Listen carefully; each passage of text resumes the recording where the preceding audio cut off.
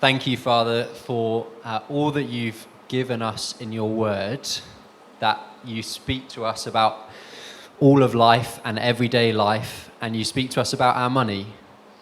And we all want to grow in wisdom in how we use our money, and we all want to grow in honouring you with it. As we talk about these questions today, give us wisdom, give us clarity from your word, and give us love for each other. We might disagree about some of these things. Help us to speak with patience and gentleness. And may we grow into the likeness of Jesus today. Amen. Amen. Right, question 1. If I am unable to meet my own and my family's needs financially, perhaps because I rely on benefits, should I be giving money away? Should I be committed to a tithe I myself can't afford to pay? Yeah, it's a really good There question. we go. Oh, I thought that was your answer there. Yep. Yep, next. Yeah, it's a really good question, and worth just acknowledging that's a really difficult situation to be in, and a daily struggle, if that's your situation. There are examples in Scripture of people who have very, very little still giving. So one that we talked about a little bit is in 2 Corinthians 8, the Macedonian churches, their extreme poverty, that they're something like their overflowing joy and extreme poverty welled up in rich generosity, which I don't think necessarily means rich in the sense of the figure that they gave was big, but they were rich in generosity with what they had, which was extreme poverty. So I think there is a principle there of it's good to give even if you have very little. I suppose, without wishing to get into figures, for example, the question was worded as, if I'm unable to meet my own needs financially, I suppose maybe I'd want to have a conversation about what exactly does that look like? Is that literally, there isn't enough in my bank account to pay for the absolute essentials of life? Which are, so rent, food. Basic food, clothing. Yeah. And I think there are examples in the Bible, like Acts 2, it talks about the church having everything in common, and the way it talks about that is some people sold things to give to other people who had need, so that everyone had enough. So I think there could be a situation like that where literally there's not enough in the bank account to pay for things to live, and that's a situation where the church should, I would say, give to that person, support that person. Which is the point of our fellowship fund, exactly, isn't it? Yeah. But there's a sort of still something you might call extreme poverty, like the Macedonians, but that's not kind of quite so acute and quite so literally there is not enough for the absolute basics. And I think in that situation, I suppose the conversation I might have with someone is, what would £1 a month look like? Yeah. Would that be £1 more going into debt every month because you can't pay your rent? Or would that be, I'd need to make some decisions about the food that I buy, but I could do it? I think that's the kind of conversation I'd have. And so the question mentioned tithing. You said tithing is not commanded in the New Testament. Correct. So for someone in that situation, I think I wouldn't want that to be part of the conversation particularly. So you're not saying that you wouldn't put any kind of figure on that then? No. Yeah. So what about, I mean, every student in the country is in debt, aren't they? Technically. So does that mean that no students? Yeah. If you have negative money, Yeah. Yeah. Should you be giving money away? Yeah. Do you think? So maybe two ways to answer this. And again, I do want to acknowledge that having debt as a student is significant. But maybe a helpful question to ask is, do you ever buy a coffee out or buy a chai walla or something? By coincidence. Not looking at anyone. Not that we're looking at the chai walla takeaway people. Yeah. Because most students in those ways don't live as people in tens of thousands of pounds of debt. Yeah. And I think that's very reasonable. So it could be an excuse. I suppose what I would say is, I think it's reasonable that students don't live like that because the way that you repay student loans is much more like a tax when you're earning than like a, there is interest on it, but the actual repayment plan is more like a tax. So I think it's okay to treat it that way. So for someone who's I don't know, someone who's on benefits, very limited income, what would you say? I suppose the conversation that I was just talking about in terms of is this you're getting more and more into debt just trying to live? And if so, there's a conversation there about how can we as church support you in that? Or is this money is really tight, and I don't want to downplay that at all, but there is sort of some amount in the sense of like £1 a month kind of amounts. So generosity of leeway. Is something we want to promote, Yeah. even if it's a very small amount. Exactly. Yeah. Yeah. Or like you mentioned in a sermon, maybe it's baking a cake, and the cost of that, using the ingredients and giving it to someone else, that kind of generosity. Do you think? So someone said to me a couple of weeks ago, I haven't got any money, but I can give time. Do we think that's is that like a equivalent? And how much time equals a pound?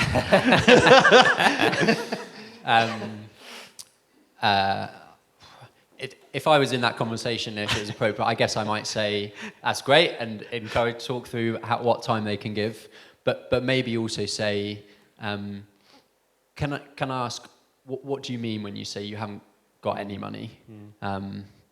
Partly because that might be, like I say, that might be a situation where actually church should be involved in supporting you, but also because I think the Macedonian churches are an example of, and it can be easy to think, whatever the threshold might be in your head, either it's £10 a month or it's nothing. And I don't think that's true, and I don't think God doesn't notice anything that's less than £5 a month. You know what I mean? I think he sees he loves a cheerful giver with our hearts, and if you cheerfully, sacrificially give £1 a month, God sees that as much as he sees the £10 or whatever. Or £1,000. Yeah. Yeah. Next Okay. one. Next one. Okay. Is it okay to spend hundreds of pounds, John, on a spa weekend that I know you love?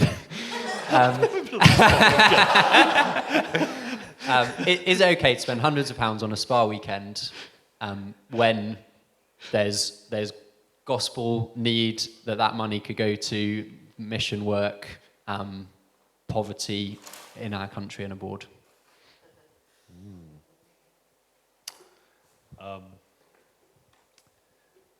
So I don't think there's anything inherently wrong with luxury.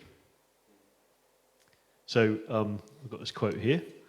So 1 Timothy 6, it says, "Command those who are rich in this present world not to be arrogant or put their hope in wealth, but to hope in God." Okay, so don't trust your money, don't trust your wealth, but put your hope in God, who richly provides us with everything for our enjoyment. I think that's really important. Everything God made is good. He made beautiful islands in the Caribbean for people to enjoy. I don't think that means it's wrong to enjoy them. I think that's actually why he made them. He made beautiful places for us to go and visit if we can. So I don't think there's anything inherently wrong with luxury. I think, Never been to. Oh, I've been to a spa actually once. Yeah, I got a terrible infection.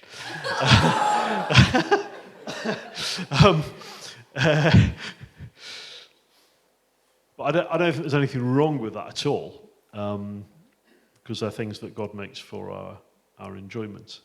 But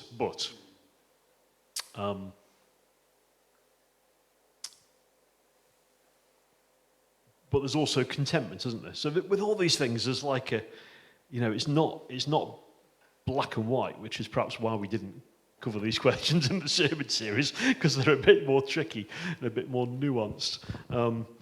But contentment is so important, isn't it? And 1 Timothy, again, the same passage, says, godliness with contentment is great gain.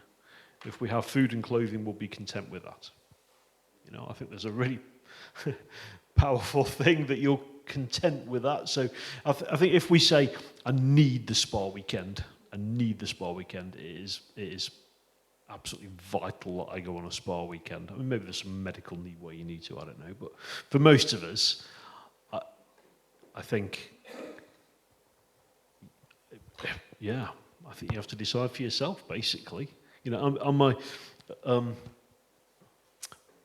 Is this? Yeah, I don't know. Help me out, Mark. I just, similarly to the sort of, if we have food and clothing, we'll be content with that. Jesus, and when he's talked the "do not worry" passage, where he talks about don't worry about your food, don't worry about your clothes. He says some pretty challenging things. Don't be afraid, little flock, for your Father has been pleased to give you the kingdom. Sell your possessions and give to the poor. Provide purses for yourselves that will not wear out. And a bit earlier on, do not set your heart on what you'll eat or drink. Do not worry about it, but seek his kingdom, and these things will be given to you as well. And I think for most of us, that is quite a challenge, just because the culture that most of us have grown up in and swim in every day is stuff. The next thing, the upgrade, and then you'll be happy. It's acknowledging that this is not going to fill my soul. Yeah. This is not going to bring me everlasting contentment. Yeah. That would be a category error, wouldn't it? Yeah. Yeah. Any tips on? So I think you're right. I think we have to make those decisions. God gives us freedom, and being in God's image means we make decisions.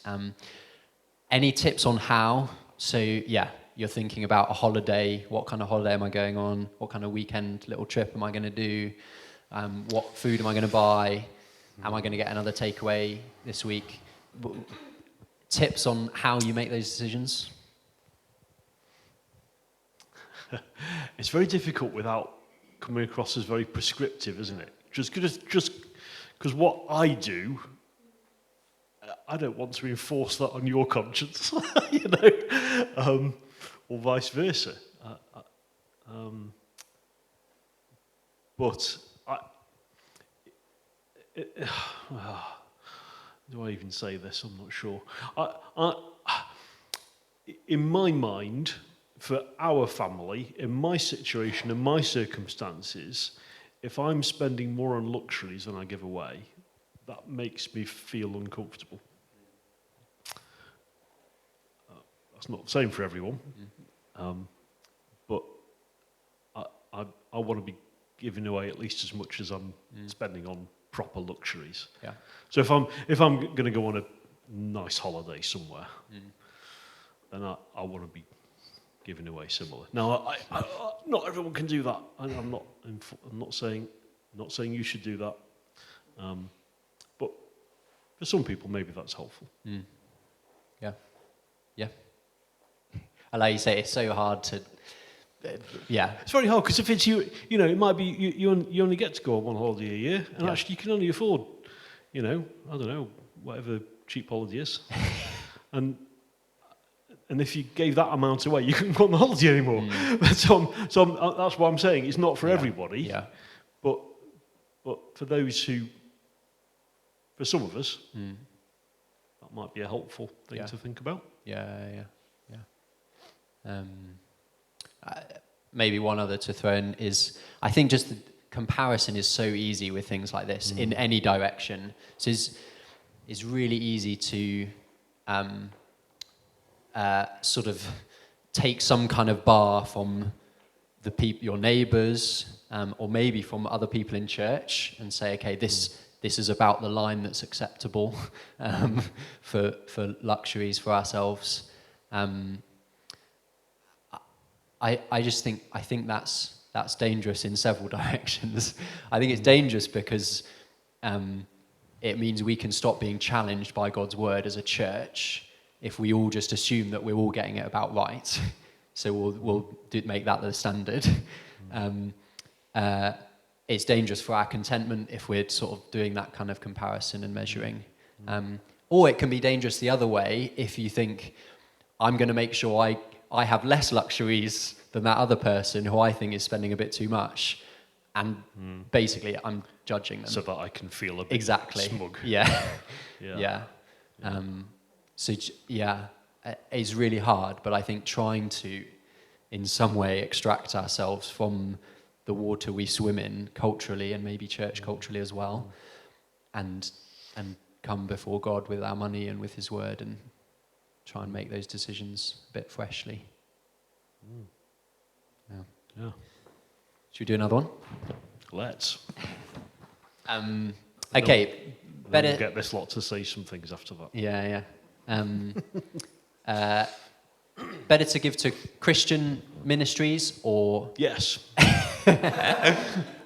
Why and always never give to any secular charities, just Christian work? Personally, yeah, I think so. I don't want to force your conscience into a corner on something which isn't really in the scriptures. But my opinion is 95% of this country are not Christian and don't have any reason to support missions. So there's only 5% of us, 5% of the UK are going to support missions and Christian charities. So if the Christians ain't doing it, then no one ain't doing it. So I think, I love cats. Would I give money to the Cats Protection League? No, I wouldn't, because 95% of the country are going to do that. I just think we have priorities that are different to the rest of the world. Having said that,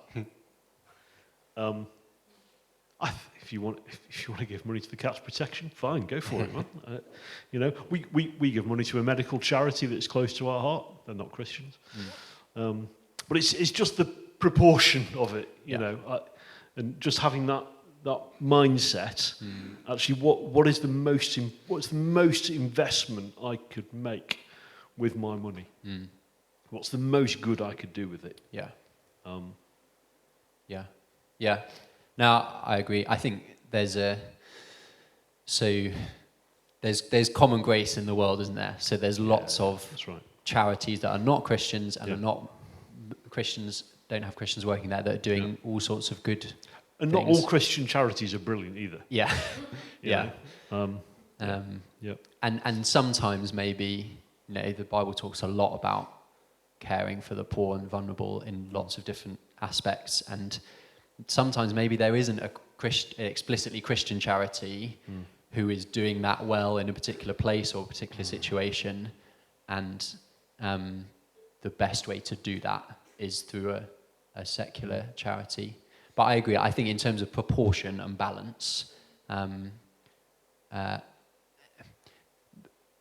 physical material needs in this world are real and they're important, but they are less important than people hearing about Jesus. And the dream is when both can go together, and many Christian charities do that kind of thing really well. Do. Yeah, that's true. Yeah. Should we do a bit of chatting groups? Okay. I guess we've mainly talked so far about sort of how we spend now, how we give now. In the second half, the questions are more about kind of future, so things like insurance and pensions and saving and that kind of thing. So if that helps you to know where we're going. Why don't we just go in little groups, maybe just talk about everything we've said, anything you disagree with, anything you want to ask a follow-up question on, and then we'll do a bit of back and forth in 5 or 10 minutes. Okay. Okay. Cool. Do turn the chairs around and everything. Anyone want to chip in a follow-up question, a disagreement, a comment, anything at all? Well, you can agree if you want to.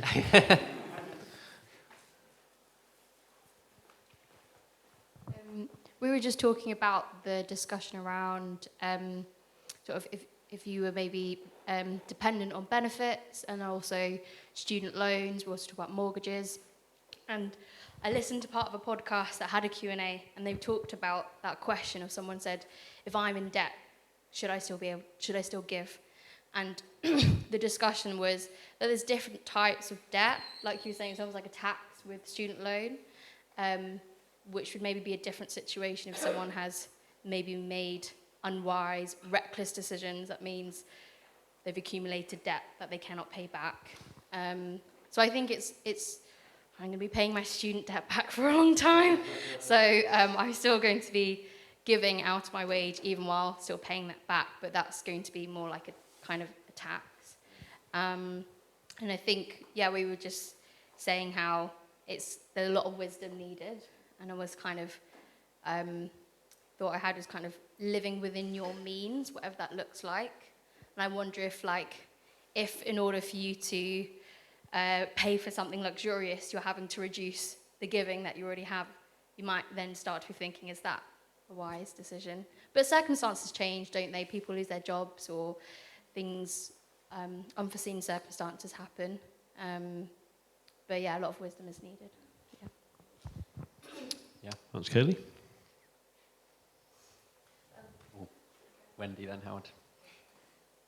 Just on the back, just made me think on the back of that, that principle of first fruits, giving first, and then seeing if you can afford the luxuries, rather than buying the luxuries and then thinking, I can't afford the giving now. That sort of helps with that situation, doesn't it? Decide what you're going to give, and then see what you can afford. Yeah, I said that in the sermon. Yeah. Well done for listening, darling. I love that. I think there is an issue about your image. That if you're trying to project an image about yourself, following a particular brand, then I think that is a spiritual problem, especially if that brand's very expensive. And really, we should be looking at clothes or shoes or other external things as to more different criteria as to whether they're comfortable, whether they're smart, whether they're looking good, whether they'll last, and not necessarily because they're a particular brand which may be very expensive, and it's that expense which we're trying to convey to other people. Interesting. We had one more, just a really quick one in that kind of what do you give to category. Someone said, should we give money to people begging on the streets? Are there better ways to give for those who are in need? To try and do it simply, and then you can qualify it if you want to. I would say don't give money to someone who's asking for it on the streets. Because you don't know, and just statistically, is not to judge anyone or their hearts, but statistically, most of that money would go to things you don't want it to be used for, drugs and alcohol. Giving food, if there's a shop nearby, you can say, can I pop in and buy you a sandwich? Is a nice immediate thing. Yep. I guess sort of bigger picture things are, and in fact I can't quote these off the top of my head, but trying to be aware of what shelters there are locally and that sort of thing, and are there ways you can help people get in touch with them? Is there something up there? Just there, it says homelessness signposting with a list of phone numbers and local organisations that will help homeless people. Yeah, So great. Go take a picture of that go on take a your phone picture of after that. this. call the there's a 24-hour homelessness hotline in Stoke-on-Trent. They will come out to a homeless person wherever they are quite quickly. Yeah, If they want help, yeah, they'll come out. that's great. All right. One of the things in this sermon series that seems to have got the most people talking is the idea of reward in Yes. heaven. Yeah. What that is, whether it's okay to be motivated in doing good things, following Jesus, by the idea of a particular reward in heaven. How should we do this? Shall I say some statements and you can tell me if you agree with them or not? Okay, that sounds fun. All right. Okay. We'll see how we get on. Sure. So the New Testament taught, and you brought this out in your sermon, the New Testament talks in a whole number of places about using the language of treasure in heaven, reward in heaven. Yeah. Loads of places. Yeah. I quoted about 8 and Yeah. I was quite picky. Yeah. Yeah. Yeah. And some of them, sometimes I think it's a bit blurry, and possibly it's just a reward, as in the reward is heaven. So there's a bit in Hebrews 11, it says Moses was looking ahead to his reward. And in Hebrews 11, I think that is being with God. Yeah.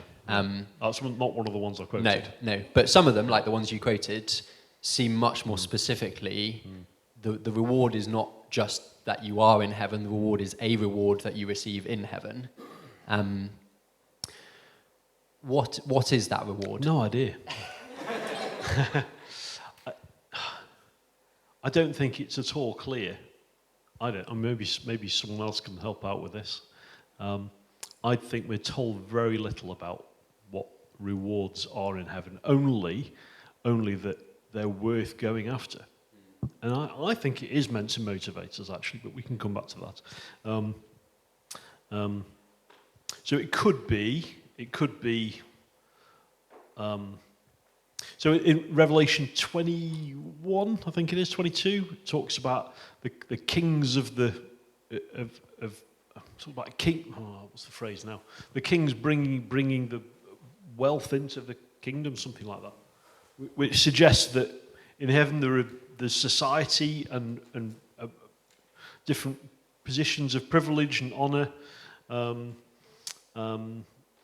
I think that's very plausible. I think heaven will be much more like earth than we tend to think it is. I don't think for 1 minute it's like people sitting on clouds with harps, load of nonsense. I think it's much more like earth than we think of, but without the sin. So like how it was always meant to be. And that, which means there'll be exploration and eventually semiconductor factories, I think, and probably football. And I just think all the good things that there are in this world, and things that God has buried under the ground or placed in the sky for us to find, I think they'll all be there. Why wouldn't they be? So in terms of rewards, it could mean anything, but I don't think the scriptures tell us. Maybe that's part of the faith that we should have in just trusting him. Yeah. I'll throw out a couple of things that someone might look at in the Bible and say, is this the reward? And you can say what you think about them. So in Luke 19, Jesus tells a story where a man gives one person 10 minas of money, one person 5, one person 1, and what they do with it determines, it seems in the story, what responsibilities they have in heaven. So one of them takes charge of 10 cities and so on. Which for some people sounds fab. Yeah. And for other people sounds awful. Like, why would I want to be in charge of cities? Like, it's my worst nightmare. Put me on a farm in the countryside somewhere. Yeah. Maybe. Maybe for some people it means responsibility. But I think if that's something that you would enjoy, perhaps, Yeah. Um, I suppose there's, yeah, maybe responsibility isn't the most helpful word, but almost capacity for serving God, enjoying God. So Yeah. Jonathan Edwards says, he's an old Christian guy. Dead. Yeah, Very dead. yeah. The way he describes it, he talks about us being like vessels, and the way he understands rewards is he said, every vessel that is cast into this ocean of happiness is full. So everyone who's there in heaven with God forever, their vessel of happiness is completely full in God. But, he says, there are some vessels larger than others. So it's not like I feel like, oh, I'm only half full of happiness in God. Yeah. I'm fully happy in God in heaven. Yeah. But what I've done in my life on earth somehow has an impact on how big a vessel I am for enjoying God. Now, that's not the Bible. That's how Jonathan Edwards tries to understand it. Yeah, I think it's a lovely image, and he may well be right. I think he's trying to solve a philosophical problem, and I don't think it's a massively Bible-y answer. I'm not sure he can prove that from the scriptures, but it does kind of solve the philosophical problem as how could everyone be rewarded and happy in heaven and yet be different. Yeah. But there's an interesting one, like in 1 Corinthians 3, talks about building on foundation. If anyone builds on this foundation using gold, silver, costly stones, wood, hay, or straw, their work will be shown for what it is, because the day of Christ's return, will bring it to light. It will be revealed with fire, and the fire will test the quality of each person's work. If what has been built survives, the builder will receive a reward. If it's burned up, the builder will suffer loss, yet will be saved, even though is one escaping through the flames. So there's what you do with what you have on earth can gain you reward in heaven, and you can suffer loss as well. There's if you don't invest there, there's loss there. You're still saved, Yeah. but there's loss. I think that's a really serious warning to us, isn't it, about our what are we building here on earth? Because none of us wants. I think we're meant to be motivated to seek reward, not loss. Yeah. Can I just put in one other idea? Yeah. I mean, as you've said, I think the main answer is we don't know. Yeah. But in 1 Thessalonians, Paul says this: what is the crown in which we will glory in the presence of our Lord Jesus when he comes? Which sounds quite like a sort of rewardy kind of language. What's the crown that we will glory in when Jesus comes back?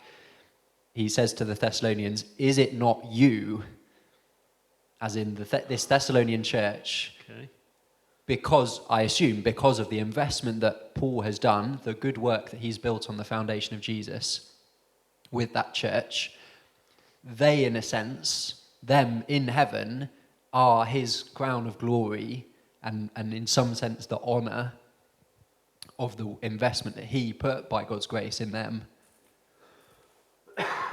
So does that? So you're saying that?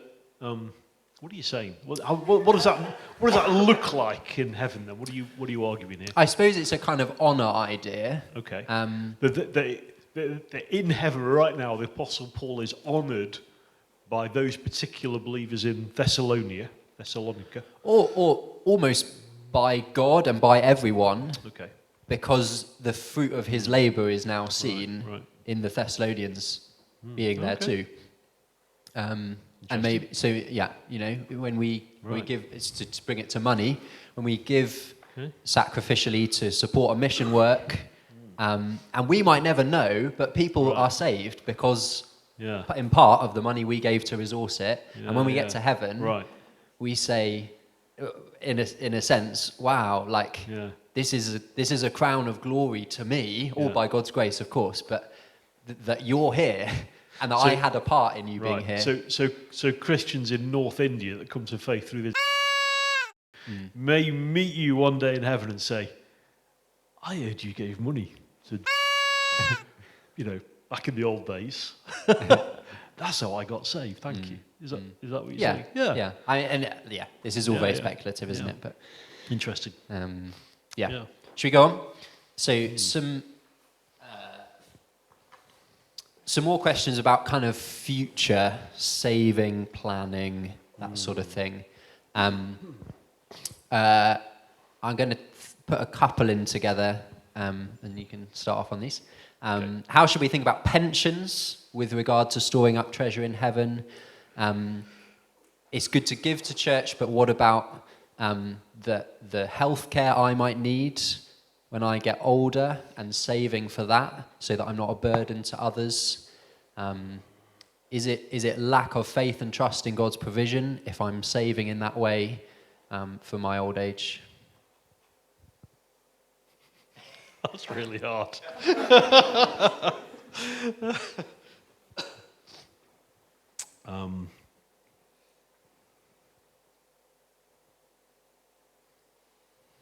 Go on, you have a crack at it Shall I first. start? Okay. Start. I think where I would maybe start is, I think part of the fear we have is Jesus says, don't store up treasures on earth. And all of those kind of saving ideas for the future feel to us very like storing up. A couple of verses from Proverbs, which are quite interesting. That's good. Go to the ant, you sluggard, consider its ways and be wise. It stores its provisions in summer. And then another verse, the wise store up choice food and olive oil, but fools gulp theirs down. So Proverbs seems to be saying there is some practical godly wisdom in saving things for the future. I think maybe the issue that Jesus is highlighting is more about accumulating more and more and more. Right, so the man with the bigger and bigger and bigger barns. Exactly, yeah. Yeah. Rather than having something for later. Yeah. So I think he might be saying, in Jesus' words, there's room for something for later is okay, but not more and more and more, either now or later. So maybe that would suggest that having a pension to provide for yourself and Yeah, your family potentially, it's not a bad thing. In fact, maybe very necessary sensible thing, thing, very yeah. sensible thing Yeah. to do. But maybe there's a limit to how big your pension pot needs to be yeah, before it just becomes a massive barn. yeah, Is that what we're saying? yeah, yeah. And Yeah. maybe it relates to all those questions we talked about earlier. How do you decide how much you're giving and how much you're putting in your pension? Yeah. I think most people, very practically, most people in the UK don't put nearly enough money into a pension, apparently. So we should just be careful if you're thinking, I better halve my pension contribution. It's very difficult, actually. So we're going through this at the moment, actually, with pensions and how much we ought to be putting into pensions, Wendy and I. And it's actually really difficult to, without professional advice, Yeah. it's very hard to know Yeah. how much you should be putting Yeah. away and all that sort of thing. So maybe those are, what's sensible, wise provision for the future, and what's making a massive barn. Yeah. Maybe that's not an easy question for most of us to answer on our own. No. Yeah. Yeah. Yeah. And there's so much unknown. So the idea about not wanting to be a burden to others with potential healthcare costs. I think the Bible does talk about, trying to provide in a way that does not kind of unnecessarily put burdens on others. That you kind of work hard with your hands to provide for yourself kind of idea. But it's just impossible to know, isn't it? You know, if you're 40, how long might I live and what cost might my healthcare be when I'm 80? So I think I think faith and trust in God's provision looks like using our wisdom to try to provide a sensible amount for ourselves, whatever that is, and trusting him with the unknowns that surround that. Yeah? Should we go on? It's good. Okay. Investments. Investments. I don't know how many people in this room invest in sort of the stock market as opposed to in banks, savings accounts, and that sort of thing. I remember when I was in my first job, it was very fashionable in our company to pick shares, and like everyone in the office lost loads of money, including me. Yeah, dear. Very careful on the stock market, folks. Yeah. So this is a specific question, actually. If we're investing money that way, giving it to other people who are then using it in the world, how can we know how they're using it and whether we are happy with what they're doing with it? So normally, I mean, I'm not a financial advisor, obviously. Don't take advice from me. I lost loads of money on the stock market. I think mostly when people make investments, you invest in funds. So you have to be really crazy to invest in individual shares. You invest in funds, which are like a collection of little shares in lots and lots of different companies. So you spread the risk out a little bit. So the question is, like, what if those companies are spending it on, what if it's tobacco companies, arms companies, abortion providers? Do you really want to be investing your money as a Christian into a company that's then going to be selling arms to whoever it might be that you don't like? Or oppressive regimes like China or Iran or something like that. And some of these companies do. How do you get around that? I think you need to take advice, and you can invest in ethical funds, which only invest in ethical companies. What's an ethical company? Of course, is a slightly slippery thing, isn't it? Because what's ethical to one person? A lot of ethical funds won't invest in Israeli companies. I think it's great to invest in Israeli companies personally. It's all a bit of a minefield, really. Yeah. This is just a question out of ignorance. Yeah. Do you know, or does anyone else know, how much is that true of pensions and Completely true. bank accounts? All of them. Yeah. Absolutely. Okay. And for pensions, usually, I think you wouldn't have any idea what they're putting it into. Sometimes you can choose, I think. Yeah. Depending on who your pension provider is. Yeah. I'm getting some nods over there. Yeah. But certainly your bank account, you're not going to know probably what your bank is.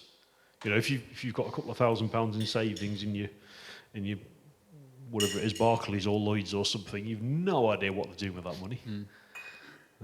They used to be, Co-op used to do an ethical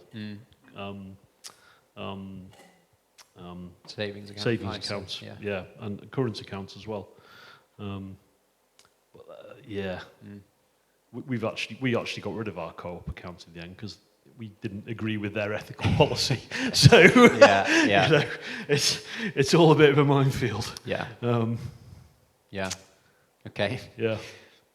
So there's no advice there at all. Yeah. We can, in a minute, we can discuss that a bit more, but I think we've probably reached if anyone's the limit got any of great ours. ideas, then speak up. Yeah. Should we do this one next? Yeah, that's definitely easier than the one above it. Am I reading? Sorry.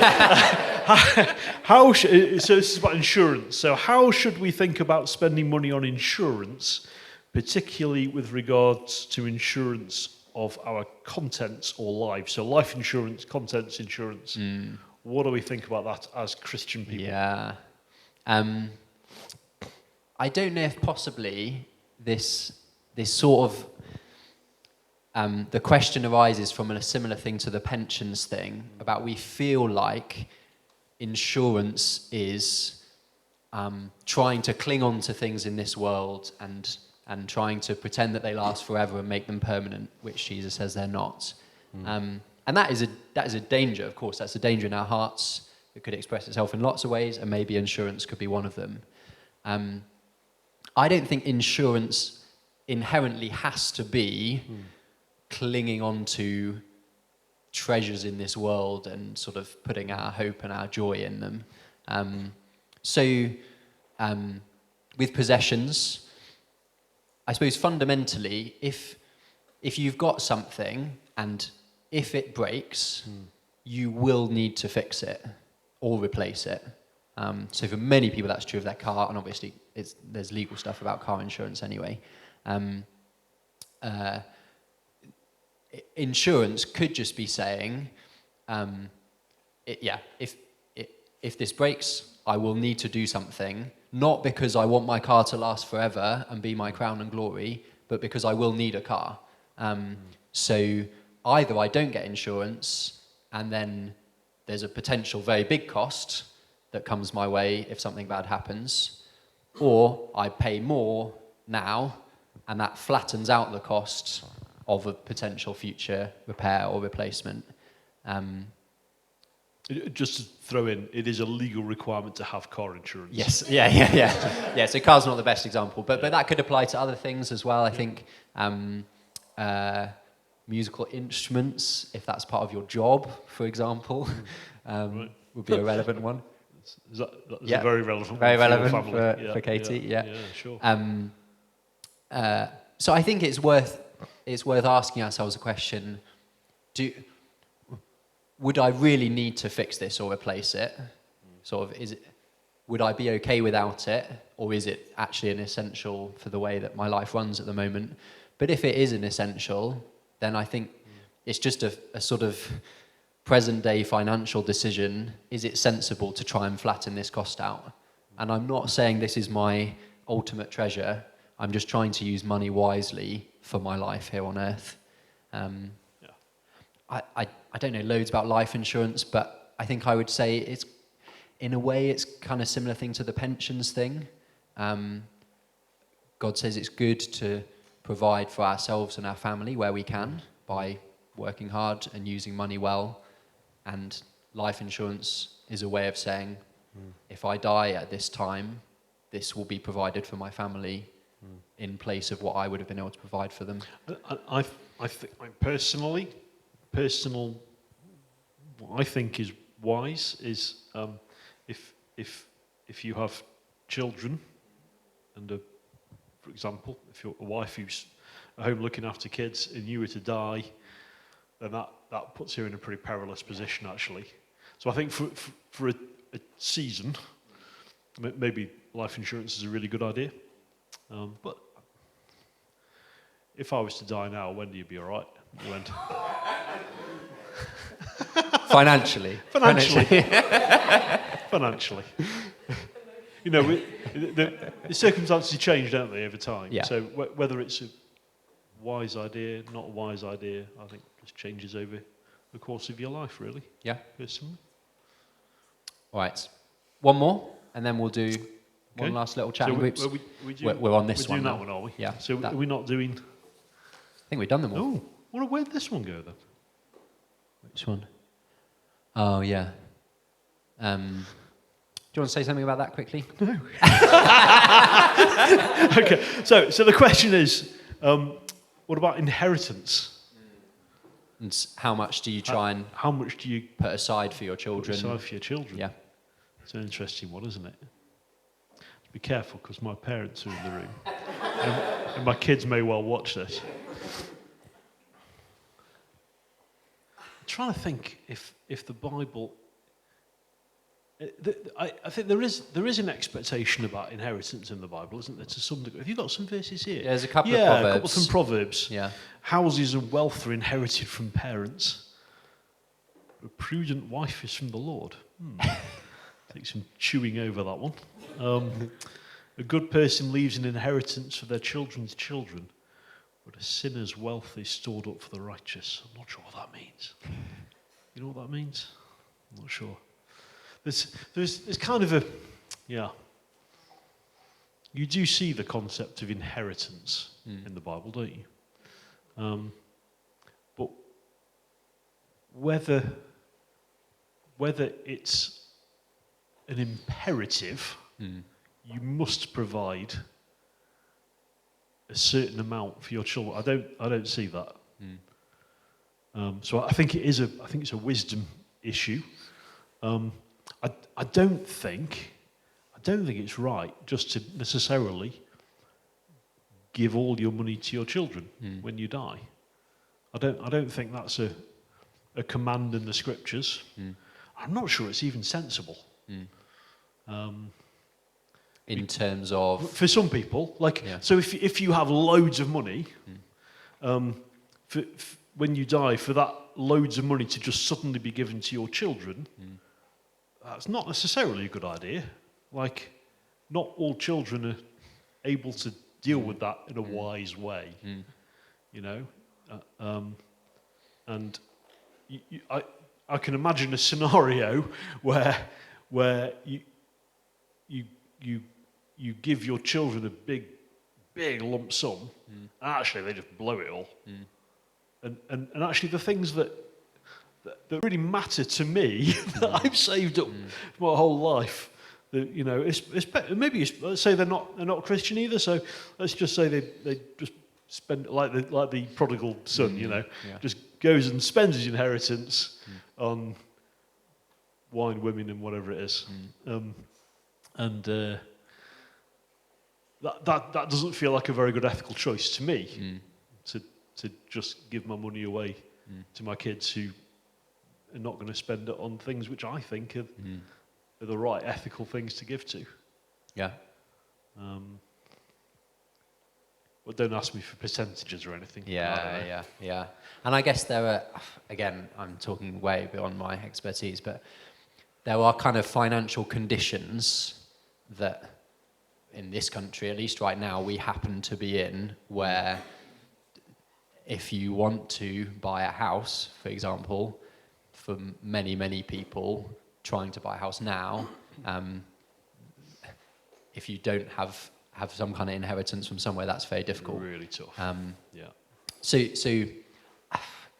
I think that just amounts to, like, what does sensible provision for your children as they become adults potentially, and just with the financial conditions that we live in at the moment and what you've got, trying to work that out. Well, I do wonder whether people of my generation, and for once I'm putting us in different generations, people of my generation were about the last ones who could fairly straightforwardly buy a house, I think, with a half decent job. Maybe for us, maybe our provision for our children is to give them money now, when they need to buy a house, right? Yeah. Rather not than waiting when you die, because they won't need it nearly so much when you die. Yeah. But they might need it. Yeah. You know, at your kind of age when you're buying houses. Yeah. And trying to get yourself established, and you've got kids and everything else. Yeah. And it's just an expensive time, isn't it, in your 20s and 30s? But again, it's not really scriptural, is it? No. It's just trying to live wisely under the wisdom that God has given us. Yeah. All right, one more, and then we do quick final groups one. Oh, that one. Okay, I know some friends. I'm not getting in quickly, so you have to Yeah, answer I it. noticed that. That's quite sneaky. I know some friends who have been asked by their parents for loans. So this is sort of the reverse, somewhat, situation of what we were just talking about. Or people who, because of cultural expectations, send their parents money regularly. Yeah. Does the Bible have wisdom about this? So I think this is something that, looking around this room, probably not many of us are familiar with, but for many people in our church, that's what they do. Many, many people in our church are sending money back to parents back home because they're here in this country earning spectacular amounts compared to, especially when you do the currency conversion, you know, you £20 an hour or £15 an hour, whatever it is, here is like a week's wages when you send it back to some other country. So this happens quite a lot. If parents want a loan, man, I don't know. So you've got a couple of proverbs here. Well done. I'm not sure they're that relevant, to be honest.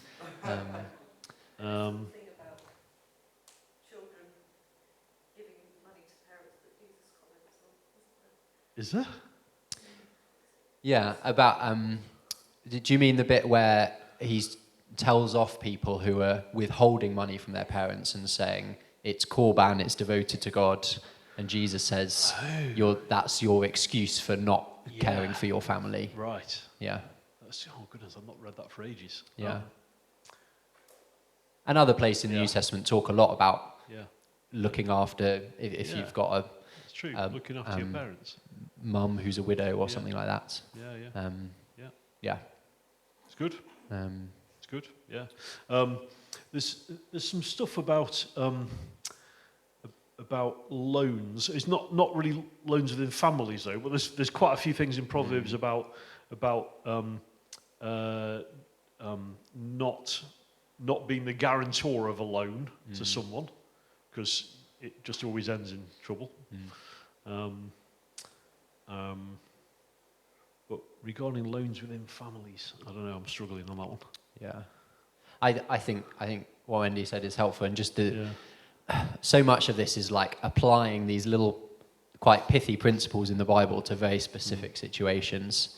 So caring for your parents, if the financial situation is that you're in the position to care for them, that's a good thing to do.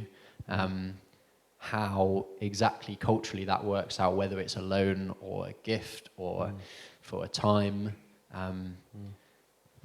I think all of that is wisdom in terms of what is providing what people well for your family. Yeah. Yeah. Is it worth mentioning CAP as well? Ooh. Yes, CAP, good organisation, Christians Against Poverty. Yeah, they do a great job. Yeah. And they do things not, so Christians Against Poverty support people in debt, but they also provide resources for anyone. So we have a budget spreadsheet, I suppose, which I got from my brother, which he got from CAP. And they weren't in debt, but it was just a helpful resource. Their big thing used to be, I don't know if it's still the same, but their big thing used to be use cash for everything. Like cards are just so dangerous because it's just tap, gone. Yeah.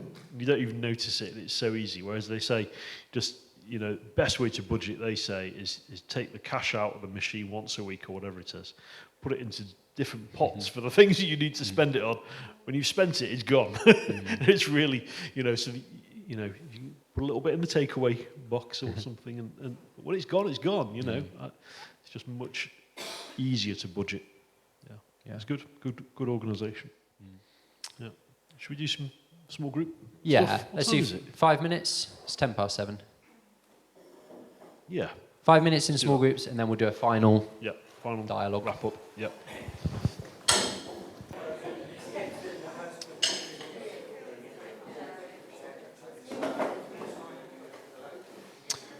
Right. Does anybody have a question? I'm going to try and get out before Mark does. Does anybody have a question? There we go. A question for Mark. We talked about loan and loaning to family. Should you expect any interest back, or should it be a flat rate loan? Yeah, it's a very good question. Gosh. I'm reluctant to say a specific answer in terms of, because I know all sorts of people have different family arrangements. And another example would be when your children hit 18, would you ask them to pay rent? Yeah, definitely, yeah.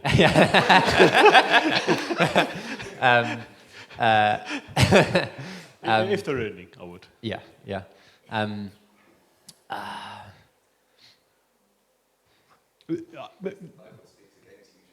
It does. The Bible does speak against usury. Yeah, it's a very. Thank you. That's really good. Yeah, Yeah. it does. Yeah, I listened to a whole podcast about that recently. It's really interesting. Yeah. So would you say that that applies? That if you, in any capacity, are giving a loan, you should not. Dan's got his hand up and he looks very excited. What is usury? Interest. Interest. Is it? Yeah. Yeah. Isn't it excessive? Excessive. No, it's interest. Any interest. Yeah.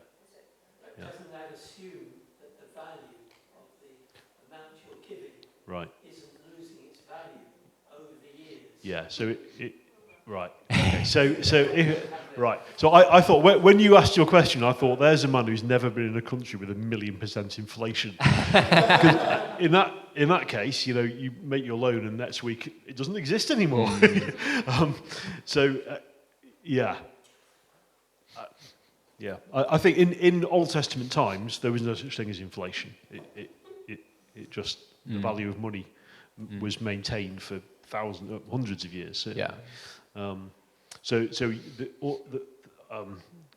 You could be looking for a verse about usury right now if you were quick. No, I don't know where it is. We Sorry. haven't got time. But yeah, certainly charging interest is outlawed. Yeah, definitely. So would this might be simplistic, but would an application of that be?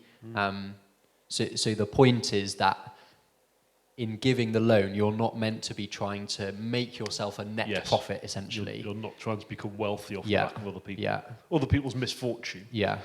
So you might make some kind of agreement about taking some figure of inflation, wherever you draw that from and however you calculate it, and saying we'll map it like that, especially if there's likely to be a long-term thing.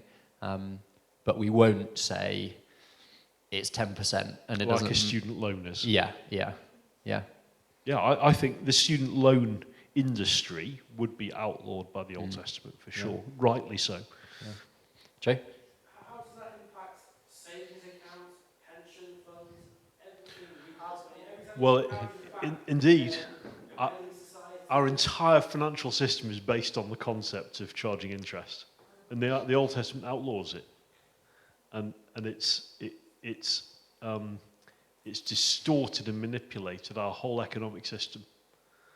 It's a really, if I can find it again, I might send this podcast around to some of you because it's a really interesting thing that I'd never thought of or heard about before. But we're out of time really, so I don't want to talk about it anymore. Yeah.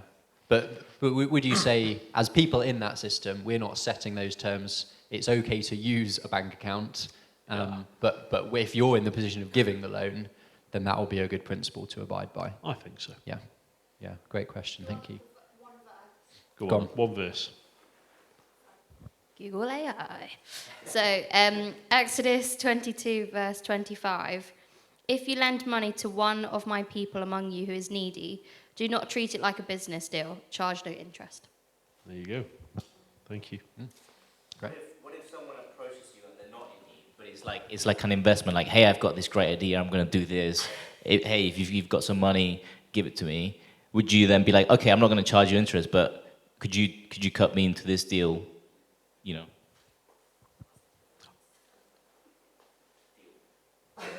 Yeah, don't know.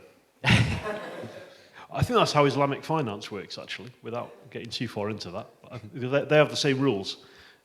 Muslims won't, in theory, won't charge interest, but there are all kinds of other ways of doing business that avoids it.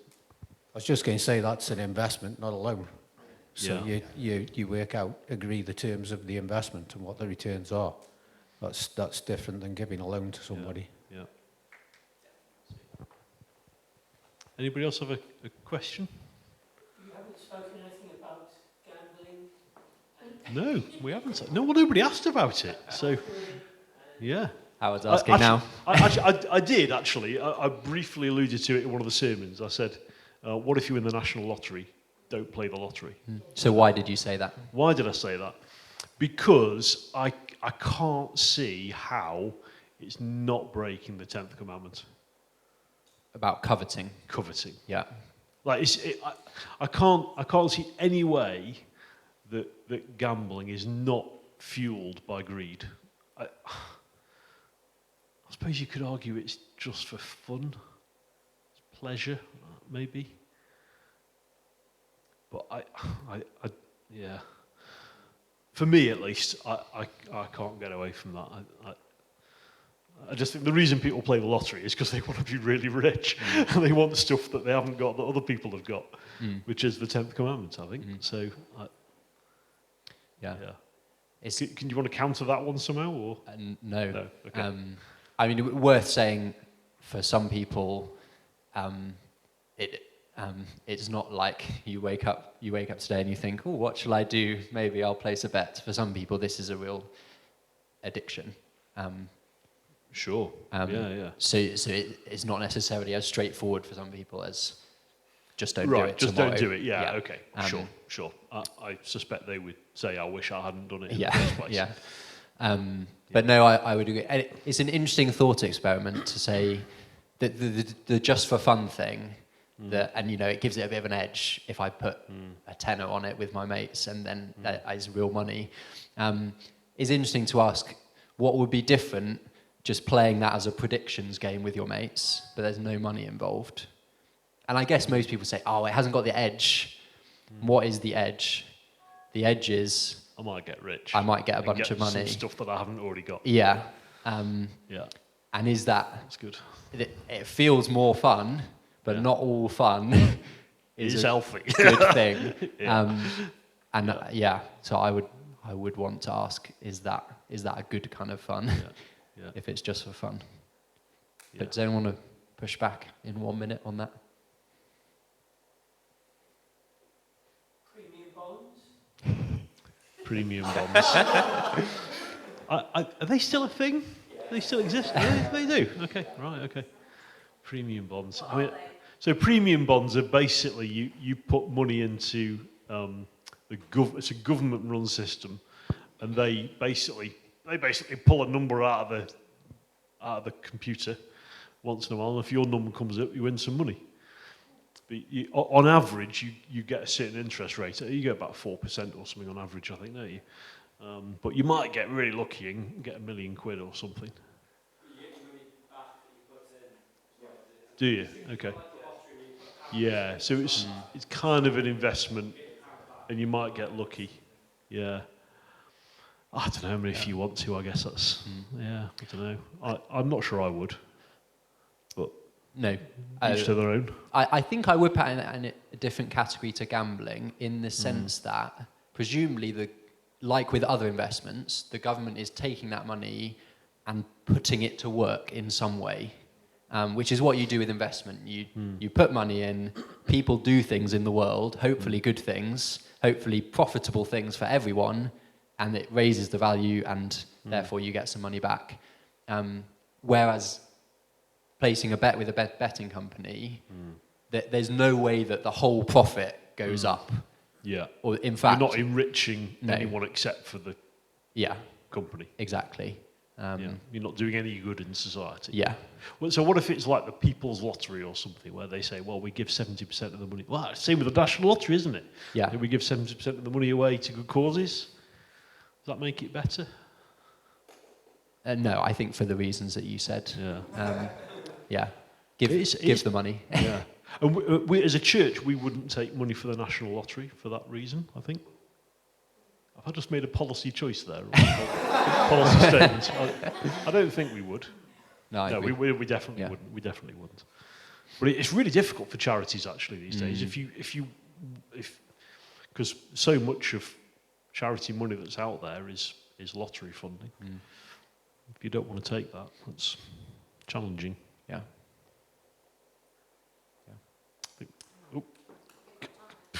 Very, very quick one. I have to be a quick one, Kaylee. So we talked about this in our community group. Was there a fully fledged decision to not have a bucket that goes round or a bag for giving money to the church? No, we really hate asking for money. I mean, there may have been once in a while. I mean, you'd have to ask someone who's been around for longer than me. When did the bag go? Can we have it on the mic? Can we have it on the mic? A church offering. Yeah, when I first came, there was a pouch. So, but to be clear, that's 1975? 3. It's quite a while ago. Oh, yes, I got rid of it as quickly as I could. So we haven't had an offering bag for many decades. Right. Yeah, what was the logic? Well, okay. When I came, I discovered that a third of our annual income came from one day in the year when all the children were sent out into the area with collecting boxes in order to collect money for the church. And that was the school, that was the church children's anniversary. Yeah. And you've asked the question. That was one of the first things that I said we can't do anymore. And I was told, well, we won't be able to afford to keep you, to employ you because of that. Wow. And I said, well, we will trust the Lord to provide. Wow. And the Lord has provided ever since. Yes. It's only recently that we have had more than about I say recently in the last decade, more than about 2 months amount of money to pay salaries. Yeah. When I came to Park, we had very little in reserves. Yeah, it's only the last few years that that's not been the case. I haven't really answered your question.